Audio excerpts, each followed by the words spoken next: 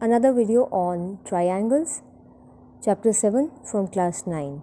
We know the basic congruence criterions SSS, SAS, ASA and RHS, and in this video you would watch how two different questions are solved using different criterions. So watch it very carefully. These questions are from your exercise 7.3 of NCERT. Question 1 from exercise 7.3. Figure is given and the information with us is ABC and DBC are two isosceles triangles, and A and D, these points are connected. AD is produced to meet point P, which point P lies on BC. We need to prove that ABD and ACD are congruent. That is part number 1. Second, we are asked to prove that ABP and ACP are also congruent. Third one is AP bisects. Bisects means angle A is equally divided. It bisects angle A as well as angle D. Angle D indicates BDP and CDP should be proved to be equal. And finally, we have to prove that AP is perpendicular bisector of BC. Perpendicular means angle of 90, that AP forms angle of 90 at these points. Bisector means BP and CP are of equal length. So let's begin. First of all, our first part demands ABD ACD. So in proof, look for the matching parts. If I say in triangle ABD and triangle ACD, three matching parts we need. One is AB and AC must be equal since it is isosceles triangle, because triangle ABC is isosceles. Either you write this reason or you just say it's given. Then you can say BD and CD are equal. BD and CD. Reason? Because triangle DBC is also isosceles. And then comes this common side, AD is equal to AD. This is common side. Therefore, by which rule do you see? Side, side, side. All three are sides. Side, side and side. By SAS congruence rule, triangle ABD is congruent to triangle ACD. So first one is proved. Now let's look for the second part. Second part demands, I'm doing it here. Second is we need ABP and ACP. So mention the triangles first of all. In triangle ABP and triangle ACP, first is undoubtedly ABAC. ABAC, reason would be same. You just write the reason since ABC is isosceles. Okay, and then AP is a common side contained in both. AP is equal to AP. That's common. What can be the third matching part? Because now part number 1 which we have proved, we proved that ABD and ACD are congruent. If they are congruent, then the angles over here, these angles must be equal. Let us mark these angles as angle 1 and angle 2. Let's write angle 1 is equal to angle 2 by CPCT. Okay. Now these angles are contained in, if you take triangle ABP, angle 1 is contained in this triangle as well. Angle 2 is contained in triangle ACP. So angle 1 is equal to angle 2. Reason would be proved above. Now which rule is it? We took this side, then came this angle, then came this common side. Therefore, by SAS rule, SAS congruence criterion or congruence rule, triangle ABP is congruent to triangle ACP. For part number 3, since we are asked to prove AP bisects angle AP bisects angle A as well as angle D. Angle A we know is already bisected since angle 1 and angle 2 are proved equal. If AD has divided angle BAC into equal parts and AD is contained on AP, D is a point on the line segment AP. So if AD is serving as angle bisector, definitely AP has also bisected angle A. So part number 3, its first subpart is already proved. But for the second one, where we are asked to prove that it bisects angle D as well. Look at this. Since ABD and ACD are proved congruent, that means I am marking these angles, angle 3 and angle 4. Angle 3 means ADB. This is angle 3. This is angle 4. Okay, this angle. Angle 3 is equal to angle 4. Now if 3 and 4 are equal, watch it carefully. It's a straight line. It's like this. If 3 is equal to 4, what can you say about the angles on the other end? Other end means point B is here.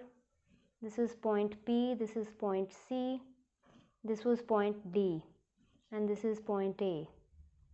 Figure is recreated so that you can easily understand. Connect this.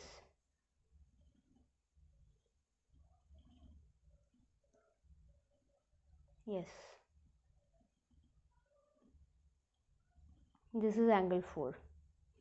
3 and 4 are equal because ABD and ACD were proved congruent in part 1.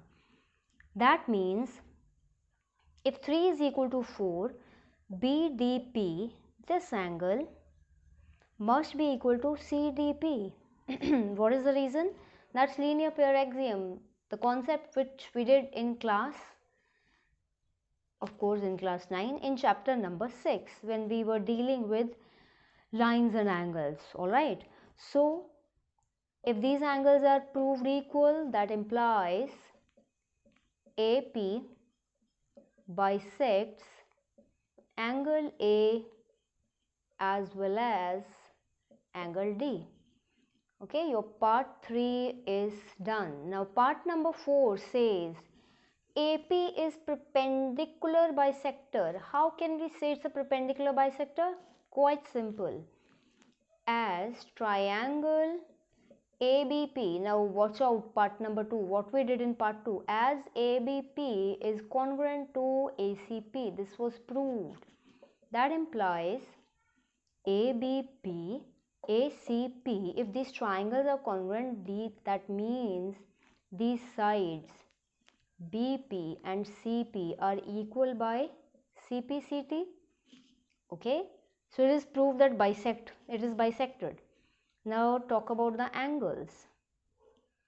Also, angle APB would be equal to APC. This would also be done by CPCT. Okay, if by CPCT, if this is true, but since it's a straight line, APB plus APC is 180. Twice of APB will be 180 and APB becomes 90. Observe this. APB, if this is 90, that means it is perpendicular. APB is 90, so is APC, 90, 90 each. bisect. How can we say it's a bisector? Because it's proved that BP and CP are equal. I'm sure all 4 parts are clear to everyone. Question number 3 from exercise 7.3. Information with us is, there are 2 triangles ABC and PQR in which side AB is equal to PQ. Side BC and QR are equal.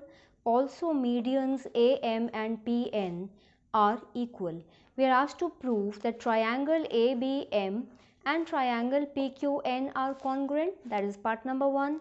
And second part, we are asked to prove that ABC, this complete triangle, is congruent to triangle PQR. So let's begin. In proof, first thing which we observe, we are looking for triangle ABM and PQN. First is AB and PQ, the first matching part, clearly visible. Second would be AM equals to PN.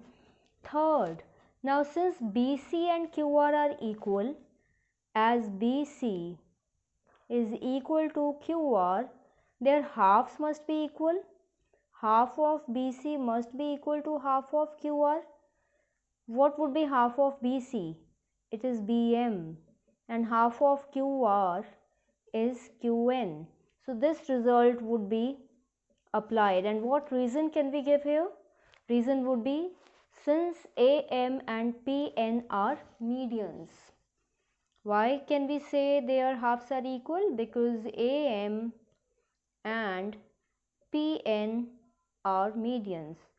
Listen dear students, always remember, for geometry, reasons are very important, so don't miss out any reason.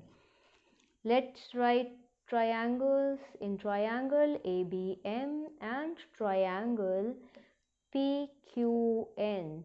First pair, AB is equal to PQ. This is clearly given. Second pair, AM is equal to PN. This is also given. I'm writing do. Do indicates copy the same. It's given. And third, it's proved here. BM is equal to QN. Proved above. I would call it proved above or already proved. Therefore, which rule? All 3 sides. Side, side, side. By SSS. By triple S, triangle ABM is congruent to triangle PQN. Perfect. Part number 1 is over. Now for second part, they want you to prove the triangle ABC is congruent to PQR. Observe, ABC, ABPQ, first matching part is found. BCQR, second is found, third is missing. So third would be obtained from this result. Listen how. We have already proved that ABM and PQN are congruent, and if they are congruent, can we say angle ABM must be equal to PQN by CPCT? ABM means angle B, PQN angle Q. So here this pair of angles would help us. So let's now talk about these triangles. In triangle ABC and triangle PQR, first one, AB is equal to PQ, given. Angle B is equal to angle Q, proved above.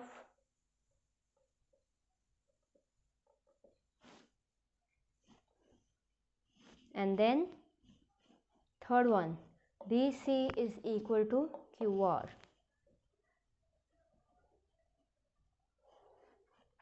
That implies triangle ABC is also congruent to PQR, and the rule was side, angle, side. this complete side. So SAS has proved our second part.